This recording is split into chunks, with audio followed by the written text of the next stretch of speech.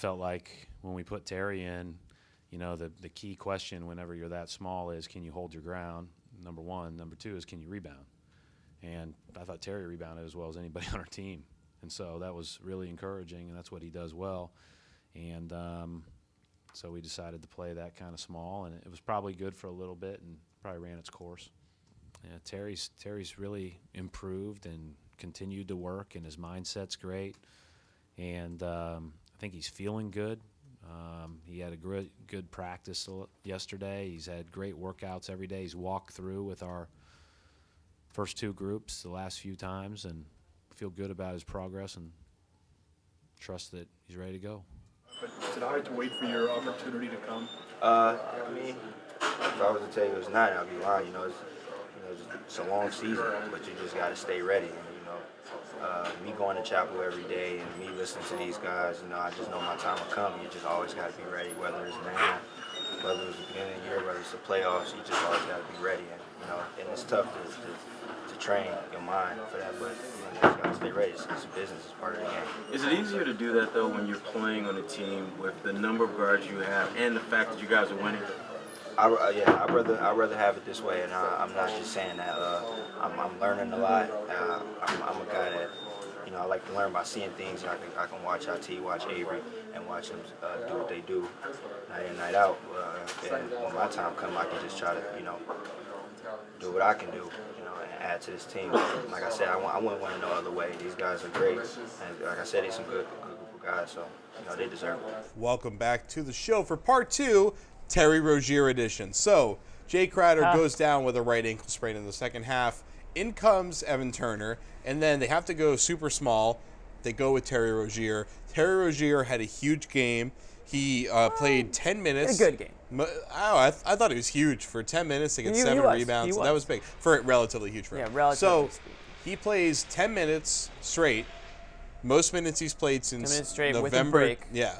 But for most minutes he's played since November 29th in Orlando. Yes, in a blowout game. Yeah, that was a blowout game. I mean, these were really crucial These are his most meaningful minutes of his career. Mickey got meaningful minutes a game ago. Now Rozier's getting meaningful minutes. I think Stevens is finally opening up to using these guys. And it was big. I mean, he had 7 rebounds in that span. Yep. He had some really crucial plays. A couple rebounds where he was going over Dwight Howard to get some of these. I mean, he made some big plays.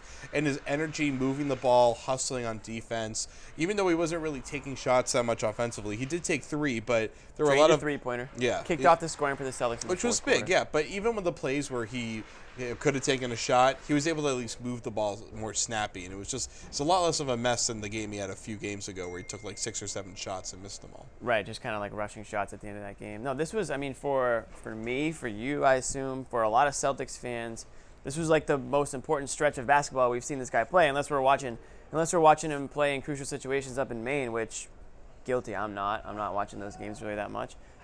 This is the time to see how this guy performs in some pressure situations against some serious NBA talent, in a point in the game where, let's face it, I mean, a mistake is costly, and a three-pointer that he hit in the fourth quarter means that much more. I think it went from a 6-point Houston lead to a 3-point Houston lead. I mean, when he left the game, I think they were down 5. So did he help them, pass the Rockets? No, but he held his own out there. He kept the scoring, he kept the differential right there. Gave Celtics a chance to win it with their normal guys minus Crowder down the stretch, and I think that's all you can ask for him in that situation where, let's face it, he's been sitting on the bench all season long. He probably looks at the rookies around him and says, it doesn't say anything, but he's probably just kind of waiting for his opportunity. When you're drafted at number 16 overall, you don't expect to ride the bench all season long, but that's kind of what the Celtics do to their rookies. They don't really play them that often. But I was impressed by what I saw tonight. I would like to see him play a little bit more in spurts here and there, get some more burn in some more crucial situations. So he plays well. Celtics go uber small there. They've got 4 guards in there for a lot of that for a lot of the fourth quarter. I meant to say one thing. Oh yeah. Terry Rozier. Yeah. Nickname. I'm pumping this out. Teddy Roosevelt. I think it can stick. Teddy Roosevelt. Like instead of Teddy Roosevelt, Teddy Roosevelt. Like svelte, like he's like slender, he's like smooth. Yeah. Yeah.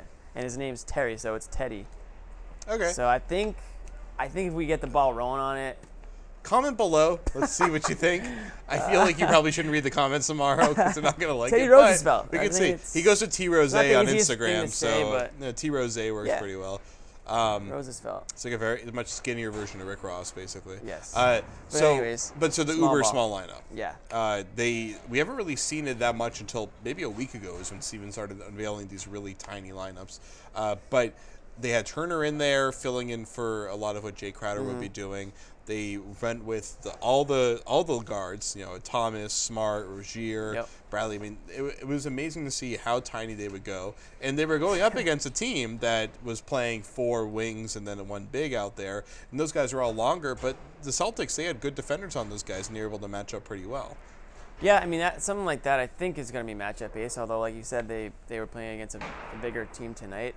I don't know how much smaller these guys can go. I mean, this is unprecedented waters for the NBA right now. I mean, these guys are going so slow.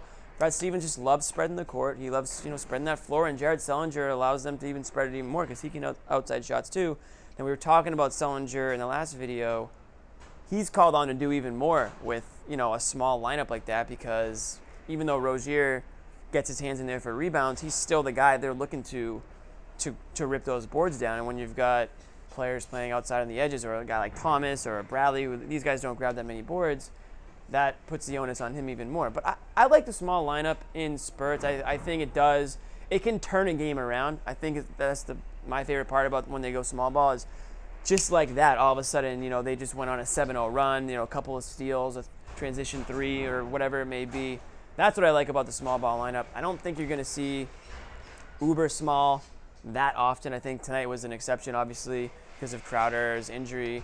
And it didn't sound like, at least what Brad Stevens was telling us after the game, it didn't sound like it's going to be a really serious ankle sprain for Crowder. So hopefully he's back in the court maybe by Tuesday. No. That would be nice. But I mean, high ankle sprain for one of your most important players. They'll probably go easy on him. Maybe they'll sit a game or 2 out. yeah, I mean, did they say high ankle sprain or did they just say ankle sprain? Crowder said high ankle. Oh, he did? So. Okay, so yeah, I mean, maybe you're looking at a week or something like that, which wouldn't be so bad. Well, they'll have Evan Turner to fill that role They for will. him. The Potential 6th man of the year, as the potential story 6th man has of the been year. all of a sudden. So That's that'll right. be interesting. Let's get out of here. For Jimmy, for Jeremy behind the camera, I'm Yo. Jared Weiss. We will see you after the next one on the Garden Report, powered by Grandstand on CLNS Radio and Celtics Blog. Do you think you break the mold and win the 6th man of the year, even though you don't score a lot of points? Yeah, I guess that's who typically gets the award, right? Yeah. Yeah, I mean, I guess so. If I did get it, I don't see what the knock is about getting down there 5 assists a game. It's kind of crazy, don't you think? Yeah. No, I know. I'm saying. Or like rebounds, and then you down there got a triple double, and you perform down at crunch time. That's crazy, ain't it? So I mean, But we know that's.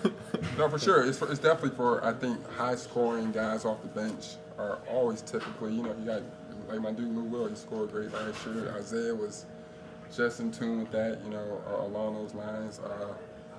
Jamal Crawford won it twice. It would be cool, definitely. But, I'm just rocking out, I rock out. I think, if you win and things like that, it definitely helps a lot too, you know what I'm saying? So, along with a unit success, you get individual notice as well,